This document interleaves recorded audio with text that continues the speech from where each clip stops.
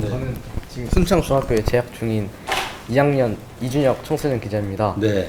처음으로 이제 교육감님이 오랫동안 이제 교육 공부도 하시고 교육계에 발 담그고 계셨잖아요. 네.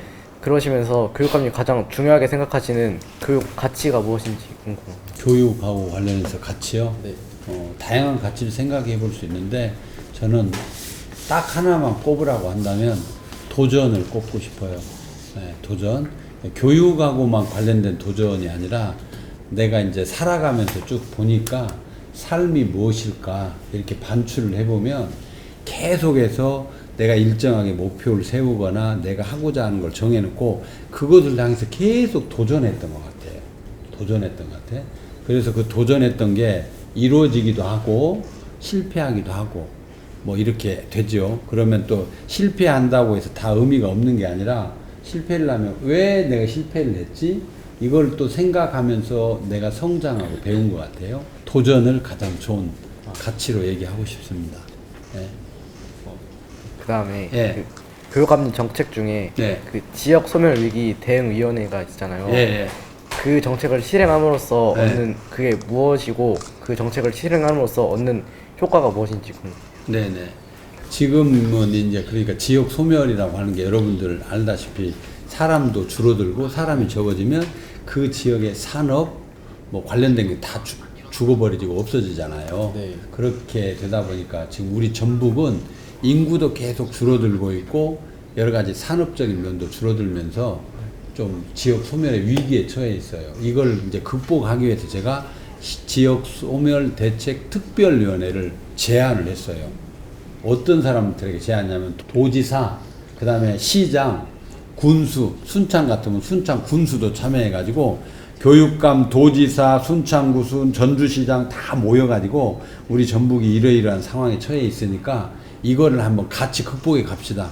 그러려면 여러 가지 것들이 필요하죠. 사람이 없으면 어떻게 하면 인구를 늘리는 정책이 필요할까?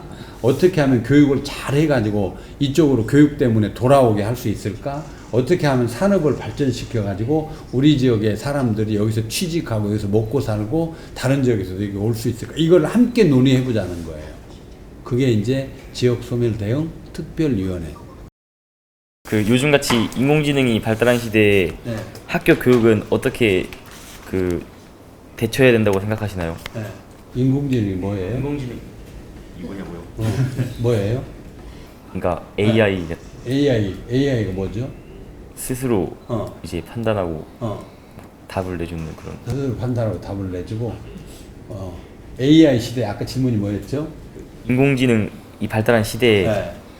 교육은 어떻게 대처를 해야 되는지.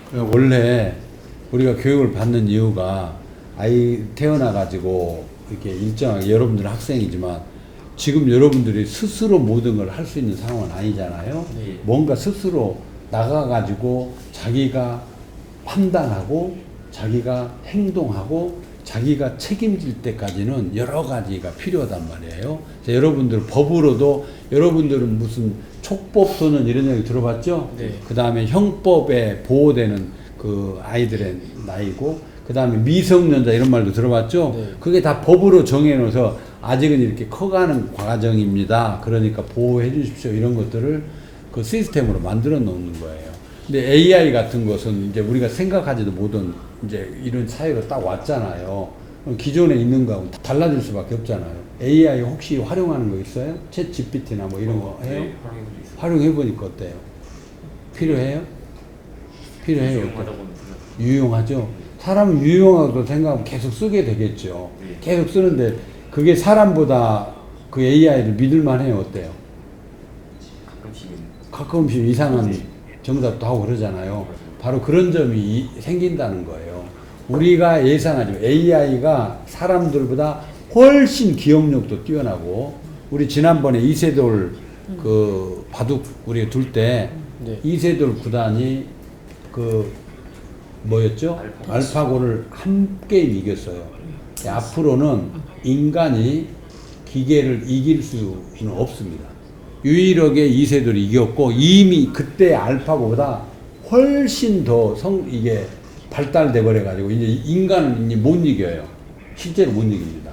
이길 수 없어 포기했어요. 그런 정도로 인공지능이 발달해버렸는데 문제는 이게 감정을 갖고 있거나 실제로 모든 것들을 다 인간보다 잘한다라고 하는 보장이 없어요.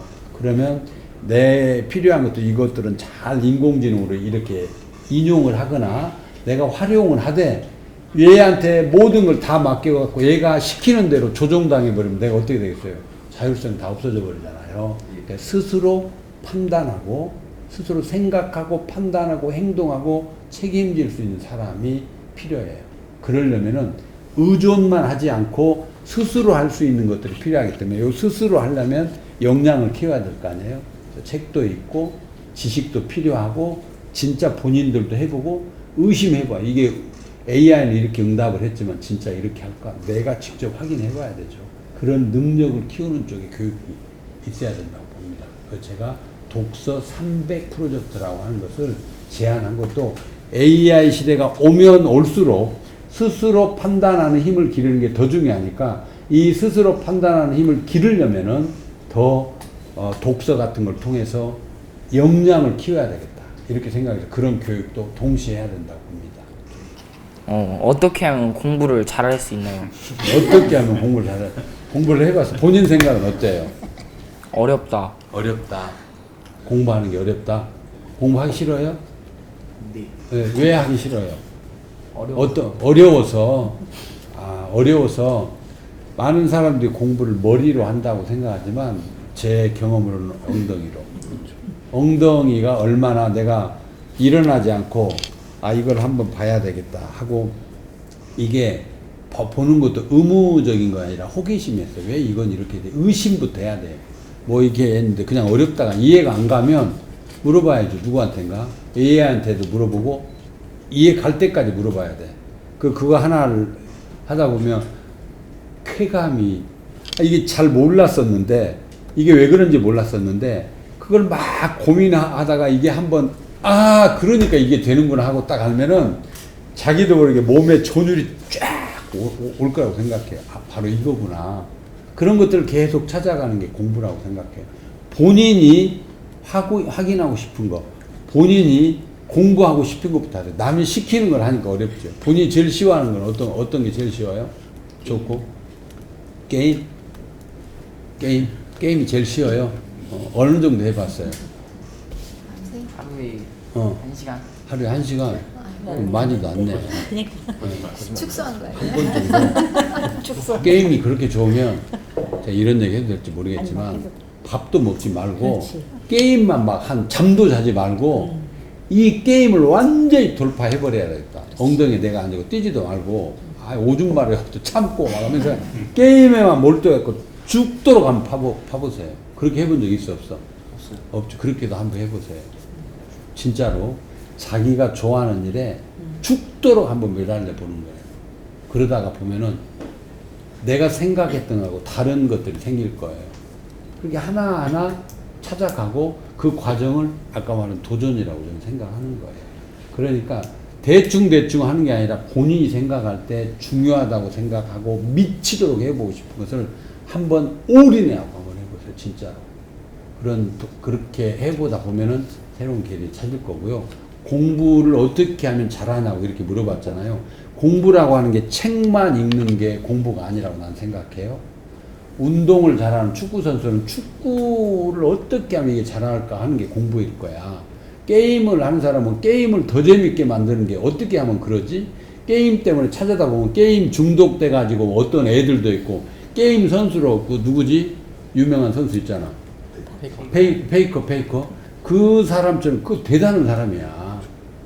페이커가 나의 모델이다 생각하고 그렇게 할 수도 있고 본인이 공부라고 지금 내가 말하는 것은 그냥 학교에서 하는 수학, 영어, 과학, 사회 이런 것이라고 생각을 해요. 그렇죠? 그런데 왜 공부를 해야지? 이런 것부터 생각한 다음에 이러니까 공부가 필요하구나 이렇게 느낄 때 그건 하지 말하기도 합니다. 저는 이제 일이 제가 연구를 하거나 이런 것은 제 일이니까 누가 하지 말하게도 그 일을 해야 돼. 왜? 그 일을 해야 돈도 주지, 먹고도 살지, 사회적 가치도 있지, 남들이 인정해 주지, 나도 즐겁지. 그렇게 생각하니까 하거든요. 그래서 한번 그렇게 해보세요. 예. 교육감님이 공약으로 내세우신 독서 300권 프로젝트에 대해 설명해 주시면 감사하겠습니다. 300권? 네. 우리 교육청 올 때 로비에 책 많이 있는 거 봤죠? 네. 몇 권쯤 있을 것 같아요? 100권 넘지 않나요? 100권 넘을 것 같아요. 내려가면 한번 세보세요. 가면서 몇 권인지. 내가 원래 300권의 얘기를 하면 300은 책의 권수의 숫자인데 이 300권을 초등학교 1학년 때부터 고등학교 3학년 때까지 이 기간이 12년간이에요. 12년 동안에 그러니까 저는 이 책을 읽는데 책이라고 하는 게 너무너무 다양하잖아요. 역사, 소설, 문학, 과학, 탐구, 뭐 시, 뭐 엄청나잖아요. 이 책이 이렇게 많은 책들이 있는데 책을 300권쯤 읽으면 나는 스스로가 교양도 쌓고 문해력도 생기고 지금 서경이죠. 네. 교과서 말고 책을 몇 권쯤 읽었을 것 같아. 서경이는 그래도 10권은 넘게 읽은 것 같아요. 지금 중학교 올 때가 10권밖에 안 읽었단 말이야. 아니요. 1년에? 네. 1년에 평균 10권? 네. 1년에 10권이면 그래도 몇백 권은 되겠네. 예. 그러니까요. 그런 식으로 제가 그래서 300권을 책을 읽는다는 것은 책은 정제된 언어의 글로 써 있기 때문에 그냥 막 낙서한 책이 아니란 말이야. 누군가가 아주 심혈을 기울여서 그 분야의 핵심적인 지식, 지혜, 가치를 다 모아놓은 거야. 그걸 300개를 계속 경험한다는 것은 내가 300개 세상과 만나는 거예요. 300개 세상. 그럼 나도 모르게 교양도 쌓이고 주변에 한번 봐봐. 친구들 중에 책을 열심히 읽고 독서를 열심히 하는 친구들 봐봐. 그런데도 공부를 못한 애가 있나 봐봐. 그렇게 책을 열심히 읽는데 공부가 형편없어가지고 기초학력이 떨어지고 이런 애가 있는가 한번 찾아보세요. 내가 교사를 10몇 년 했거든요. 그 연구원이라고도 현장에 가고 학생들의 공부하는 걸 관찰하고 기록하고 분석하는 연구를 하는데 내가 만났던 내가 가르쳤던 학생들 내가 보았던 학생들 중에 책을 많이 읽는데 공부를 못하는 애를 나는 본 적이 없어. 그래서 내가 책을 읽는다는 게 나도 마찬가지고 그래서 중요하구나 생각해서 우리 전북의 아이들이 초등학교 1학년부터 고등학교 3학년 때까지 12년 동안 책을 300권 정도를 읽으면 모두가 기초 기본을 다 할 수 있는 아이들이 되겠구나라고 나는 판단을 한 거예요. 어떤 애들은 300권 중에 똑같이 300권을 읽는 게 아니라 서우는 어느 분야를 좋아해요? 자기가 좋아하는 분야, 체육, 음악, 미술 이런 걸 한다면 저는 체육이. 체육이. 그리고 체육 관련한 책을 300권 중에 100권 읽을 수 있어. 그 중에서도 뭐 예를 들어서 체력을 좀 키우는 게 좋겠다. 체력 관련한 책, 뭐 경기 기술적인 책, 그 다음에 체육으로 가는 게 체육으로 먹고 살 수 있는 체육, 뭐 에이전트 회사 이런 것도 관련될 수 있거든. 그 분야를 많이 있고 또 누구는 서경이는 어느 쪽 분야를 좋아해요? 저도 체육. 체육을 좋아해요. 그러니까 자기 분야에 관련된 책을 300권 중에 더 많이 읽고 어떤 사람은 역사를 좋아하면 역사 쪽에 책을 더 많이 읽을 수도 있고 이런 식으로 해가지고 300권을 읽다 보면은 교양을 쌓고 책은 제 생각으로는 여러분들 성장하는데 우리가 비타민 있잖아요. 영양소 뭔가 이렇게 그걸 받아야 성장하듯이 학생들한테는 그런 존재라고 생각해요. 책을 많이 읽으면 건강한 생각, 건강한 정서 이런 게 만들어져서 또 실력도 거기에서 나옵니다. 책을 읽는다는 것은 글만 읽는 게 아니라 그거 읽으면서 생각을 왜 이렇게 되지? 내가 어디선가 이런 내용을 봤는데 누가 이런 말을 했는데 그 선생님이 한 말이 똑같이 여기에 나오네. 그 다음에 텔레비전에 나왔던 거하고 이게 똑같은 어느 부분이 있네. 전혀 아니면 반대의 것들도 볼 수 있잖아요. 어느 지리 책을 읽다가 이탈리아의 어느 책을 읽으면 내가 꼭 이탈리아에 한번 가봐야 되겠다. 뇌리에 딱 꽂혀가지고 그림이 있어가지고 콜로세움에서 옛날에 중세시대 거기서 막 칼싸움하고 거기 모여가지고 뭐 어쩌고 했다고 그림에도 책에 나오는데 가봤어? 안 가봐. 가보고 싶지. 네. 책을 읽으면 그런 생각이 든다는 거야. 그래서 그걸 기억했다가 이탈리아에 가면 내가 여기를 가야 되겠다. 이렇게 생각을 하고 이렇게 사고의 폭이랄지 자기 삶에 어떤 풍부함이 생기니까 그것 때문에 제가 책 300권 프로젝트를 했고요. 이 300권 중에 초등학교 6학년 때 150권 6학년 때 150권이면 1년에 몇 권 정도 읽어야 돼요? 25권 정도 읽어야 돼. 그렇죠? 25권이야 150권 읽잖아요. 한 1년에 25권 읽으려면 한 달에 2권씩 읽으면 돼. 한 달에 2권씩. 얼마 전에 여기 한일고등학교 학생이 작년에 2025년도에 수능 만점을 받았어. 특 먹고 간 것도 아니고 서울 강남에서 공부하지도 않고 그냥 여기 한일고 일반 고등학교 다니면서 전주에서 혼자 공부하고 학교 공부해가지고 수능 만점을 받았다고. 그 이하진이라는 남학생인데 그 남학생한테 물어봤어요. 너는 어떻게 해요? 수능 만점 받았어? 물어보니까 저는요 하루에 책을 한 권 읽은 날도 있었어요. 그런 날도 많아요. 그렇게 얘기해요.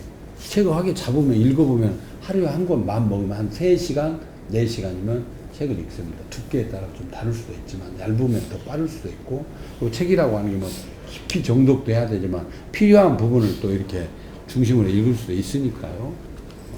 그래서 독서 300 프로젝트가 그렇게 중요하니까 여러분들도 이런 기회에 기자 되고 그러려면 다양한 분야의 책이 있고 이렇게 해야 되잖아요.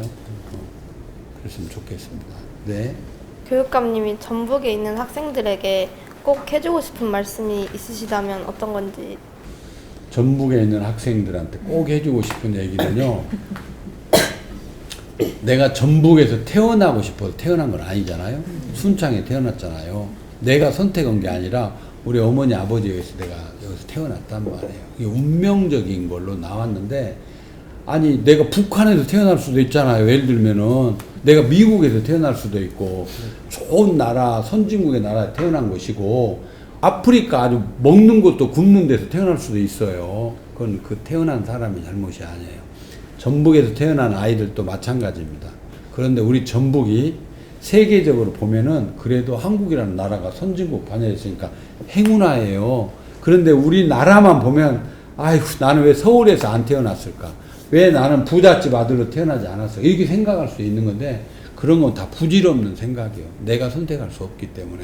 그래서 그런 것을 운명적으로 받아들이면서 내가 비록 전북에서 태어났지만 비록 내가 순창이라고 하는 농촌에서 태어났지만 그래도 감사하게 생각하면서 여기에서 내가 어떻게 살아갈 것인가를 스스로 생각하고 패배의식에서 벗어나서 도전을 해보게 하는 이런 아이들이 됐으면 좋겠고 그 도전하려고 하는 아이들을 응원하는 게 교육감의 몫입니다.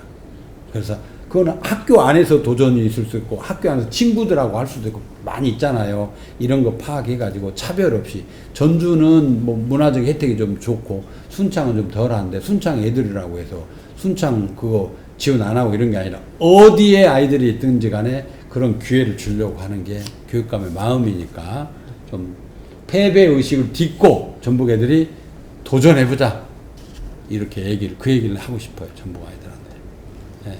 제가 드리고 싶은 질문은 독서 300권 프로젝트를 그 공약으로 내거신 것처럼 독서를 굉장히 많이 하시는 것 같은데 그 중에서 가장 감명 깊게 읽은 책이 궁금합니다. 최근에는 책을 그냥 정독하고 오랫동안 볼 수 있는 시간은 많지 않은데 읽었던 책 중에 인상에 좀 남는 책이 있어요.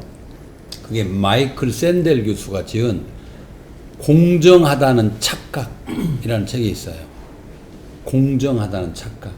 그게 뭐냐면은 우리가 마치 학생들에게 같은 날 같은 시험으로 똑같은 시간을 주고 평가해가지고 등수를 쫙 매기면 그게 공정하다고 생각해 사람들. 그렇지?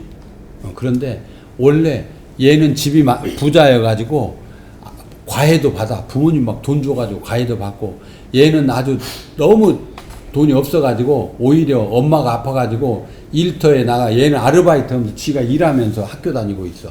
얘는 다 이게 상황이 다르단 말이야. 네. 그렇게 공부하게 해놓고 그렇게 학교 생활을 하게 하고 있단 말이야. 그래 놓고는 같은 날 수능이라고 하는 똑같은 시험 문제, 똑같은 시간, 똑같은 그렇게 줘가지고 거기에 등수를 딱 매깁니다. 너는 공부 잘했으니까 너는 서울대학교로, 너는 공부가 낮으니까 너는 저기 뭐 어디 지방의 어디 대학교 이렇게 결정이 돼버리는 거야. 이것이 공정하냐는 것에 대한 문제를 제기하는 분이 이게 마이클 샌델 교수가 얘기하다는 공정하다는 착각이라는 거예요. 사실은 그건 공정하지 않다. 그렇게 얘기를 하는 겁니다. 그래서 그 얘기를 들으면서 우리가 너무나 당연하게 여기는 것들을 그분은 딱 찍어가지고 이것이 당연하지 않다. 이거에 대해서 좀 문제 제기를 한 책이었어요. 그래서 상당히 인상에 남는 그런 책입니다. 오늘 여러분들 와서 이렇게 했던 이 시간들이 별로 중요하지 않은 것 같으면서도 나중에 가면 인생에서 커다란 전환점이 될 만큼 아 나한테는 그때 그 시간이 중요했구나 이런 걸 느낄 수도 있을 겁니다. 그래서 순창에 가서 좋은 또 어떤 기사나 이런 거 해가지고 교육감이 좀 알았으면 좋겠다 그런 기사가 있으면 보내주면 저도 읽고 그렇게 할게요. 네, 먼 길 왔는데 감사합니다. 네, 감사합니다. 네, 네.